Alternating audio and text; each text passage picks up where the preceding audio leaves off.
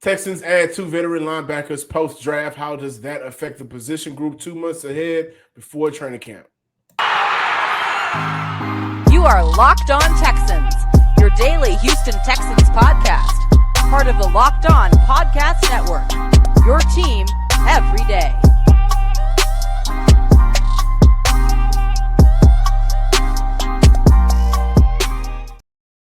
Welcome, everybody, to a Monday episode of the Locked On Texans podcast, a part of the Locked On Podcast Network, your team every day. And we want to shout out our everydayers for checking us out Monday through Friday and occasionally on Saturday. I'm Johnson, sports guy Hickman, of course, joined by none other than Cody Davis. Make sure that you follow the Locked On Texans podcast on all of the major podcasting platforms, including Amazon Music, and, of course, subscribe to the YouTube page as well.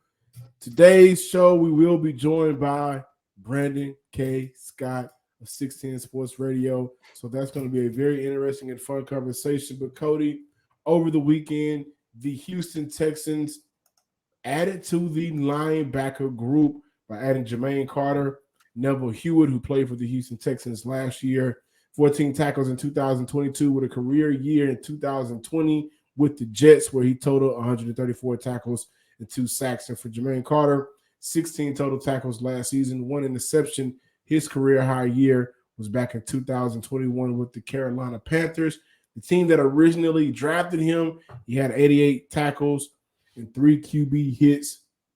Houston now has a total of 11 linebackers on their roster as of right now. And one of the discussions that Cody and I will eventually get into a little bit deeper is how will Houston go about Christian Kirksey, who, if he is cut, can save Houston $5 million. But highlighted by Christian Harris, Christian Kirksey as of right now, Denzel Perryman, Corey Littleton, the rookie Henry To'oTo'o, Neville Hewitt, Blake Cashman, Gary Wallow, Jake Hansen, and now Jermaine Carter. What is your take of the 2 additions at the linebacker position? It doesn't really move the needle that much for me, John, if I'm being 100% honest. If anything, I just believe that Nick Caserio and D'Amico Ryans are trying their best just to make sure they add enough depth to the linebacking core, but not just the linebacking core, to every single position group. I know even Nick Caserio talked about this at the end of the 2023 draft in terms of just making sure that the Houston Texans have enough players so he could put together the best 53-man roster come the start of the 2023 campaign, and of course the additional 16 that's going to be on the practice squad. The signing of Neville Hewitt, if I'm being honest, I don't really think he's going to add anything to this position group. I understand it. In 2021 was his first season with the Texans. Had a pretty good year with 60 tackles. However, when you look at how Nick Caserio has revamped and added talent to that position group, he really did not give the Houston Texans much in 2022. Best case scenario, he probably will be a situational type of guy or somebody that the Houston Texans can use on special teams. Yeah, looking at what Neville Hewitt was able to do last year, he did appear in 81% of the team's special team snaps when he was active, only logged 23 defensive snaps last season and appeared in 14 games. The re-signing of Neville Hewitt isn't necessarily, like you said to me, Cody, a shocker, a guy that has some familiarity with this team. He's a culture guy. It is a culture guy. Is a guy that obviously Nick wants around in some capacity.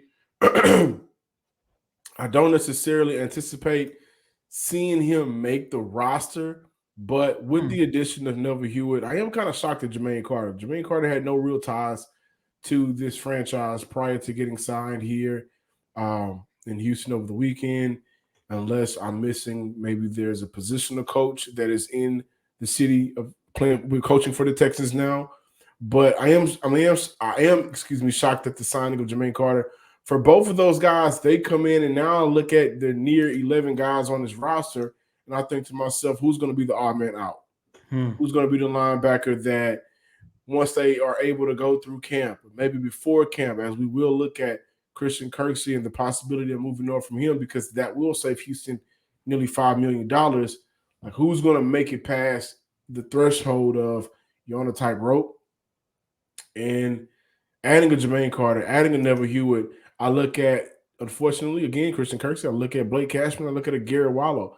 All of those guys were players that was a part of a defense that wasn't necessarily good at that linebacker position, and they were not picked up or really signed or whatever the case is, drafted while DeMeco Ryans was in the building. So I do think this is an opportunity for them to get guys that may fit a role that they're looking forward to. And then once the competition rolls around in training camp, we'll be able to see if some of the guys that may be on a tight leash can beat out some of these vets that were signed over the weekend. Looking for a delicious snack but don't want all of the sugar and calories, then you need to try one of the best tasting protein bars on the market. I'm talking about Built Bar, baby. Built Bar is covered with 100% real dark chocolate. That's right, real chocolate. And they come in unbelievable flavors like the churro, peanut butter brownie, and cookies and cream. I'm not necessarily sure how they do it, but with those amazing flavors, Built Bar keeps the calorie number low. Only 130 calories, only 4 grams of sugar, and a whopping 17 grams of protein.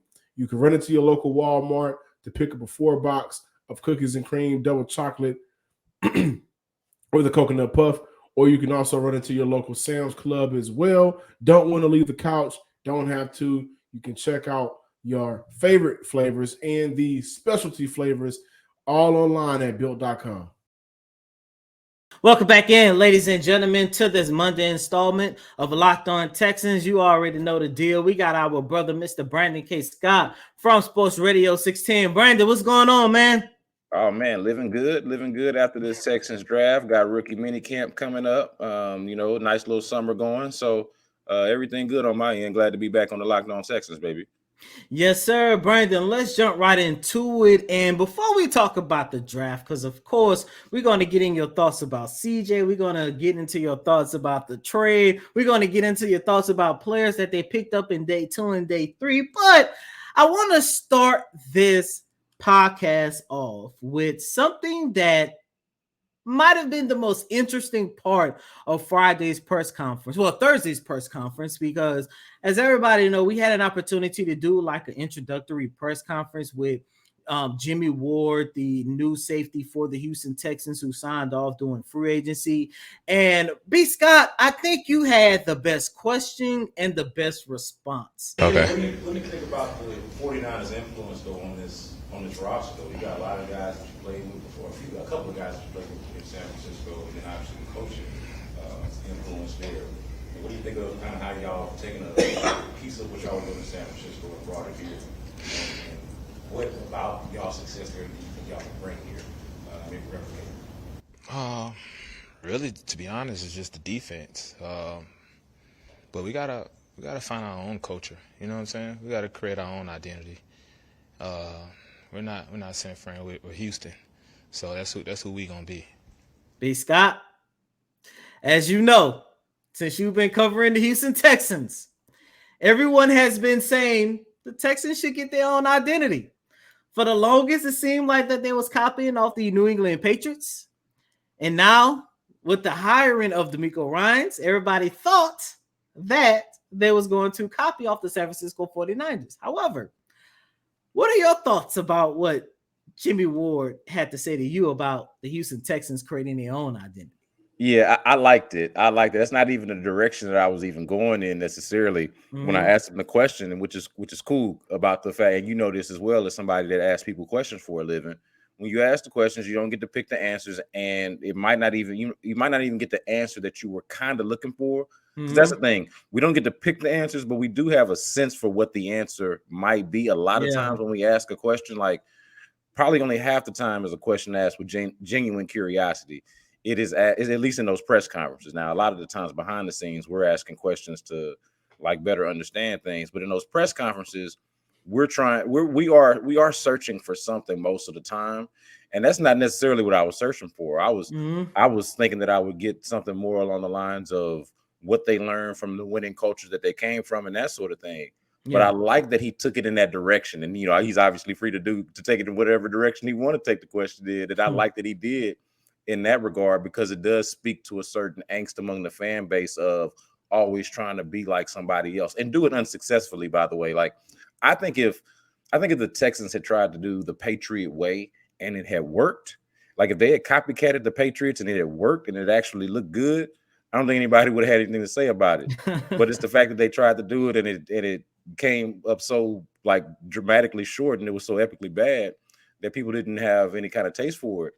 And here's a situation too where if they were to mimic the San Francisco 49ers and then mimic the 49ers success, nobody would have anything to say about it. But it does come down to eventually creating your own identity, and the Texans have had somewhat of an identity issue. And they I think that if you ask them, they know this and understand this.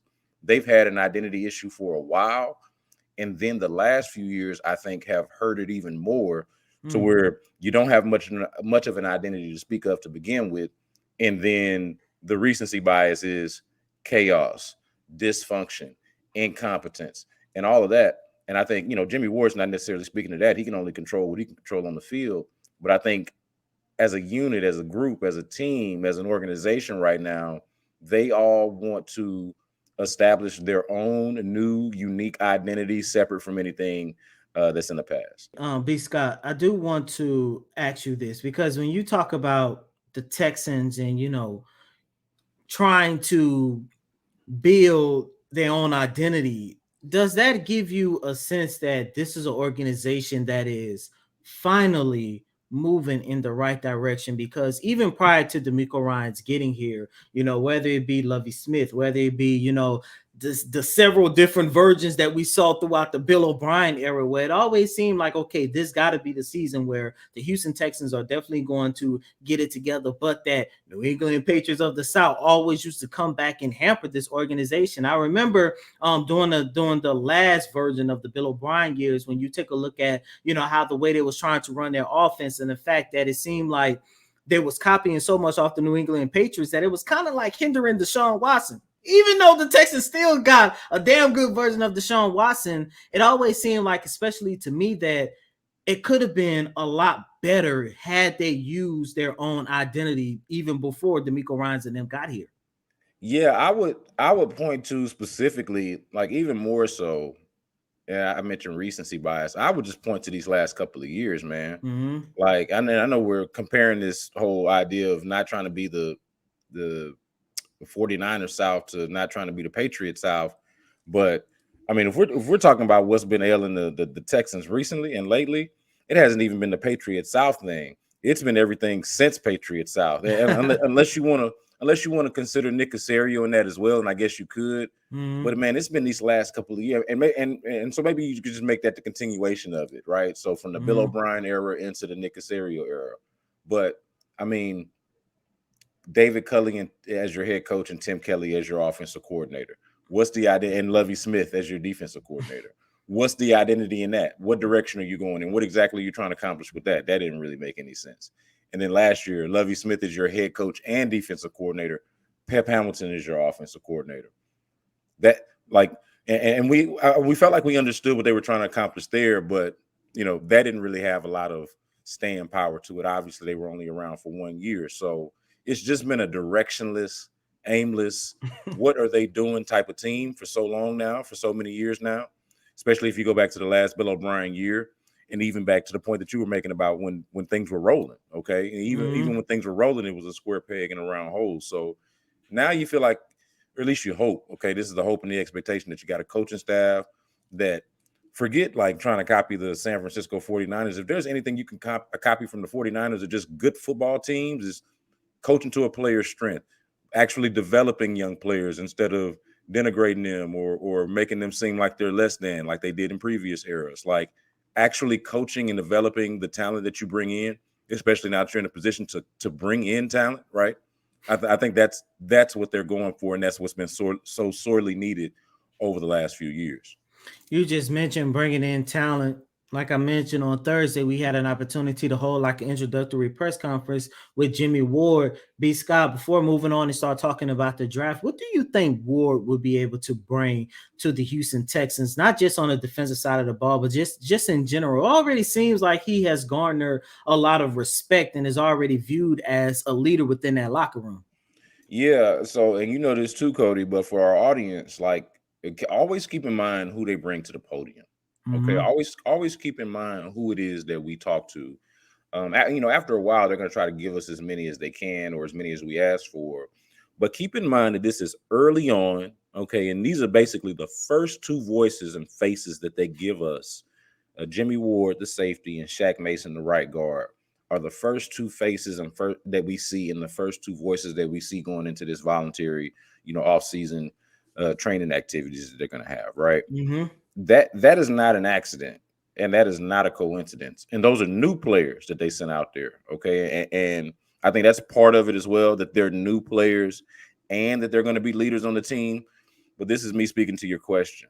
I think that the expectation and the fair expectation that he is going to be somebody, and maybe already is somebody, that's an instant leader on the team, somebody that has had some degree and some level of success in the league for the last 9 years, knows what it looks like, knows the defense, knows adversity, has played in a bunch of different positions, has just been through a lot. The only thing that he hasn't been through necessarily is like being at a bad organization. It's been a long time since the 49ers were a bad organization, but it looks like he's coming to the Texans right when they could be becoming a good organization.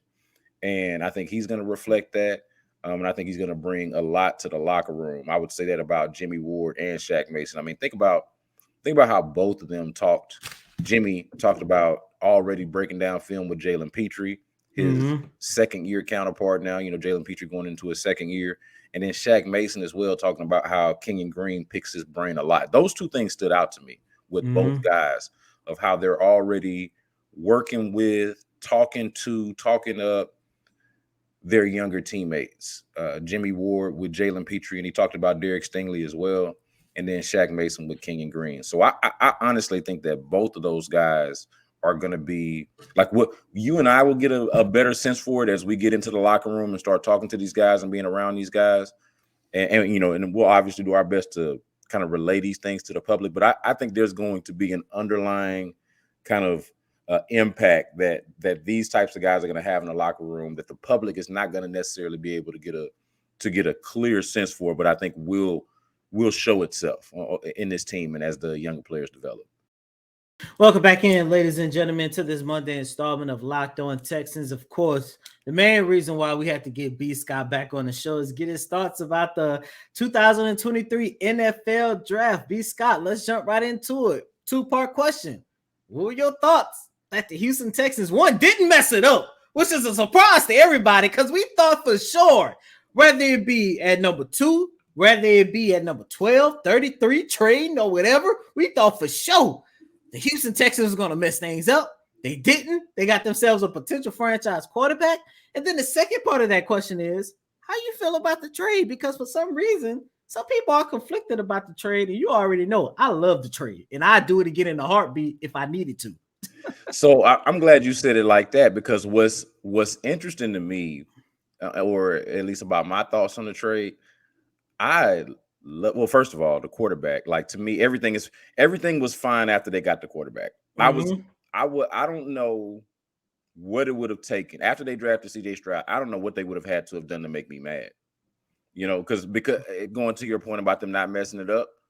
So they drafted CJ Stroud. I was going to be pretty much okay with almost anything after that. They could have drafted Joe Smith at kicker.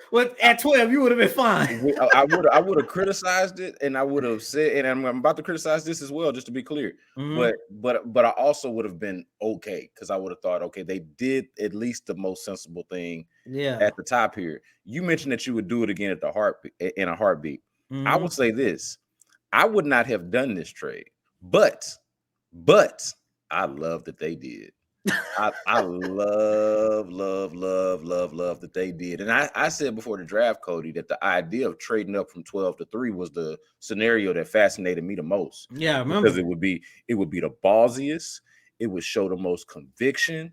It would be just the most interesting, just from an observational standpoint. And it has turned out to be interesting because we have this conversation piece right now to talk about. Right. So I loved it just as an idea. It was my favorite scenario just as an idea, even if it was not something that I would personally do. And so the reason why I wouldn't have done it was because I just did not love a defensive player in this. I was kind of the opposite. We were like saying, hey, the defensive players are the safest players, and go get the defensive players. And, if you don't believe in the quarterback and all of that, I just was not as sold on the defensive players as a lot of other people were in this draft. Now, if you are going to be sold on ones, there were clear ones at the top, and Will Anderson was among them. It was just some combination for me of Jalen Carter, Will Anderson, and of course Tyree Wilson out of Texas Tech. Okay. And so I would have understood and obviously do understand them going out and getting one of those players at the top of the draft, because to me, the defensive talent was super top heavy.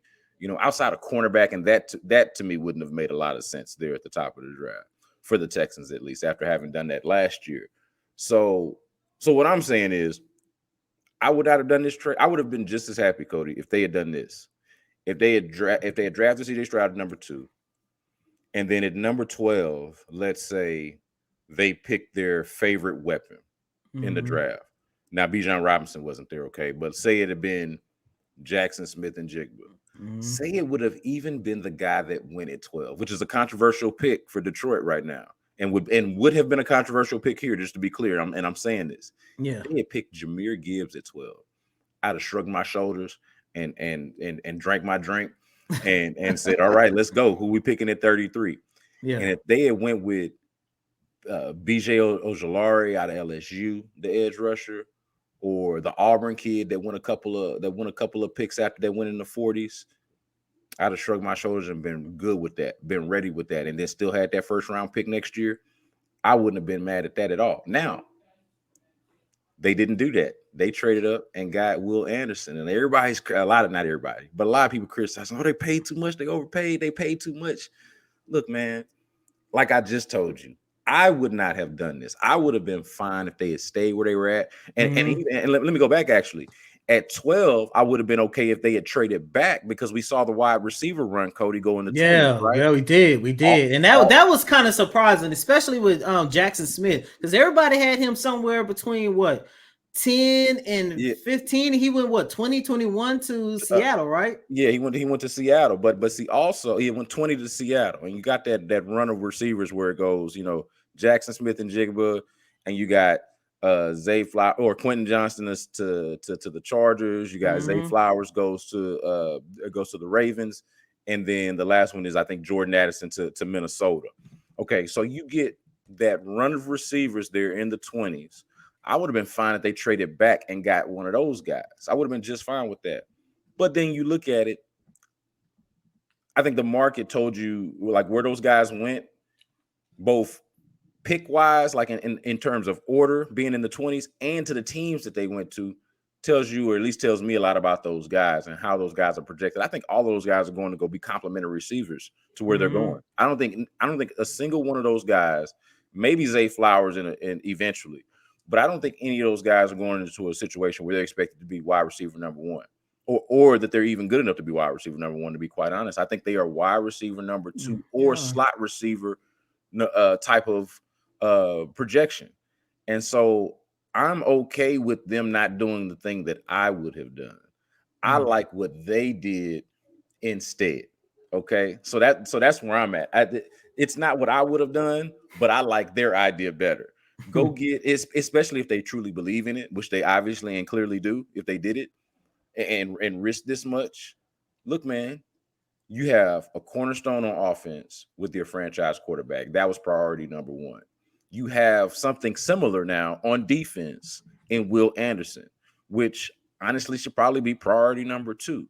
And so you've accomplished 2 of your most desperate things, a franchise player on each side of the ball. And what you gave up to do it were things that you were operating from a point of luxury, things that you had that were extra. That first round pick, well, they gave up their own pick, but they've got, and that might be the more controversial thing than anything, giving up your own pick as opposed to Cleveland's pick. But it says a lot about where they intend to be and what they intend to do this year. I would raise the expectation of what the Texans are going to be this year based off of their own decision making and what they've told the public what they expect to be with that pick by trading that pick away. Because I was just thinking about it the other day, man, if they have the worst record in the league, or a bottom 2 or 3 record in the league, like a lot of people actually still expect them to do, that's going to look horrible. I'm at a point now where, look, I don't have to criticize the move because I like the conviction of it. But in order for them to be right, Now I got to go into this season like rooting even harder. Hmm. Rooting even harder against the Cleveland Browns. Like I don't know what the Texans record is going to be. I don't know. I've thought about it, but what I do need it to be is better than the Cleveland Browns. like outside of development, we're going to be watching this season for development, for coaching, to learn the new habits of the staff and the new players that we have. But the competition that I'm gonna be having every week, Cody, is not gonna be what is the Texans record per se. It's gonna be what did the Texans do and what did the Cleveland Browns do. Okay, that's gonna be my sidebar kind of thing to watch. And also obviously some of those players in the draft that the Texans passed on so they could move up and draft Will Anderson, or that they passed up on, they traded that 33rd overall pick away so they could draft Will Anderson. Like all the players that went between 3 and 33 are going to be interesting to observe over the next year or so. You say year or so, but I'm gonna say that at least the next 4 to 5 years, because you know how we do in the draft. Let's go back. They could have had him. Yeah, no, 100%. Next 4 or 5 years or so, but certainly going into this season. But as it relates to that pick, it's gonna be a race, a side by side comparison between what the Texans are doing and what the Browns are doing. But in terms of just making that trade and stacking your team with cornerstone players, like who are the faces of the franchise?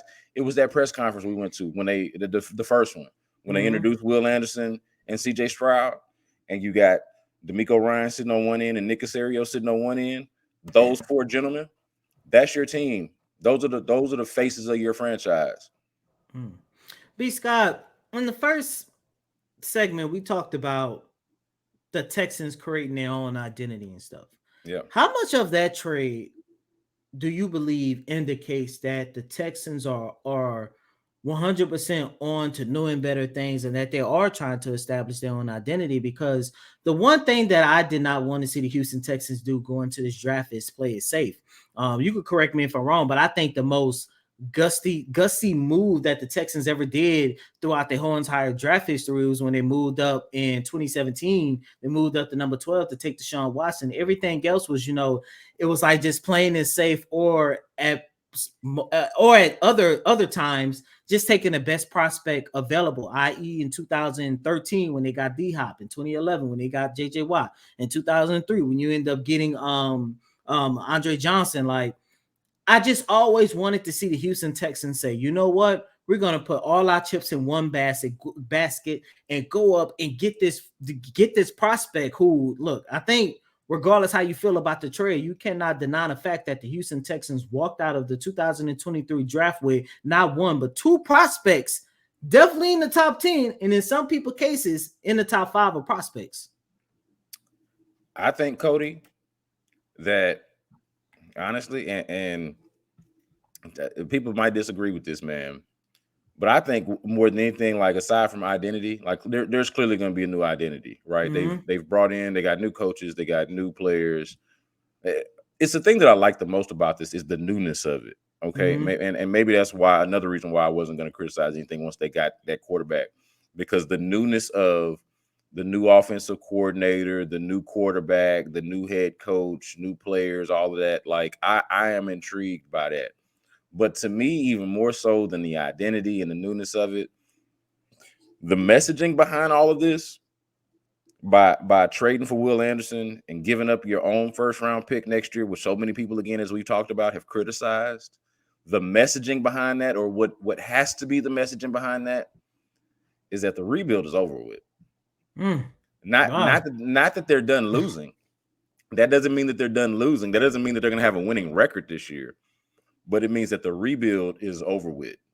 They have, or at the very least, it's in the news. I should rephrase that.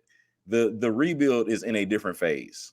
It's in an entirely. It's in phase 2, like Raphael Stone for the Rockets like to say. We're in phase 2 of the rebuild. Yeah, you could say phase 2. You could say, I mean, you could even say that it's phase 3 on it. Like phase 2 gives them a little bit too much credit for the fact that they bungled whatever the first phase was. Like But either way, like whatever number you want to phase 2, phase 3, it is a new phase. It is not what it had been. I think, and to me, more than anything, what I'm really trying to say is that they've accelerated things a little bit by trading away that pick.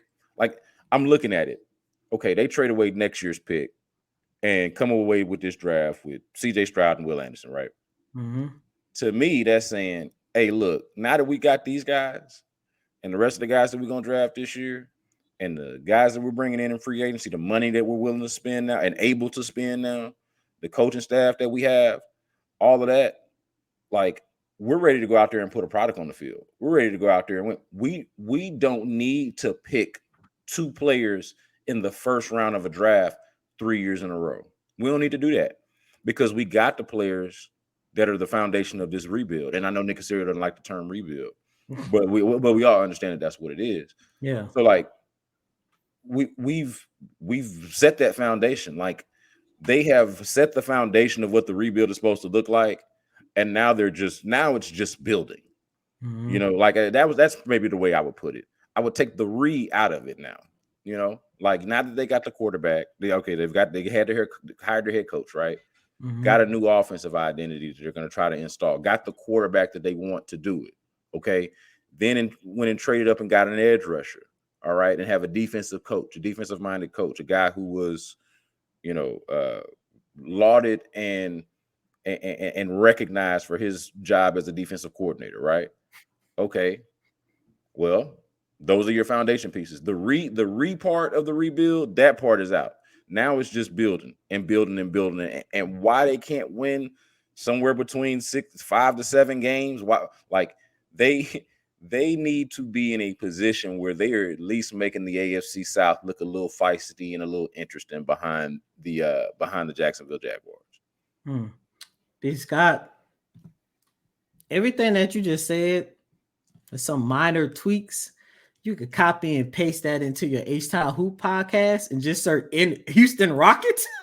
And it's the exact same thing. I just find the similarities between both of those franchises, man. It's ironic, man. Yeah. But B. Scott, last question before we get out of here really quick. I think the Houston Texans did a really good job throughout the whole entire 2023 draft. But I 100% agree with you. You know, the fact that you got your quarterback, which I had the same thing. Like, you know, I'm not going to say I would have been okay with them just doing anything, but, you know, I really do believe that Nick Caserio and DeMeco Ryans did a very good job orchestrating this whole entire draft. I even like some of the pieces that they got for the undrafted free agents. But B. Scott, rookie mini camp is starting up on Friday. Of course, you and we're going to be there. Who are some of the other rookies that you are looking at that you can say, you know what, if the development and everything goes right, he could be another foundational piece for the Houston Texans? Yeah, well, I mean, I want to learn a lot more about Juice Scruggs. You know, yes, that's my only. If I could have one gripe, that's it.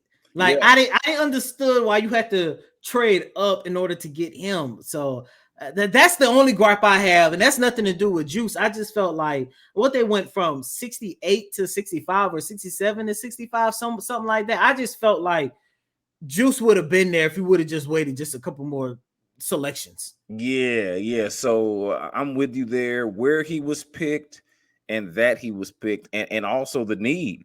You know, like that was another. That's probably one of the more underrated needs. And I know I'd written for sportsradio610.com earlier in the offseason that was I'd call it their biggest need.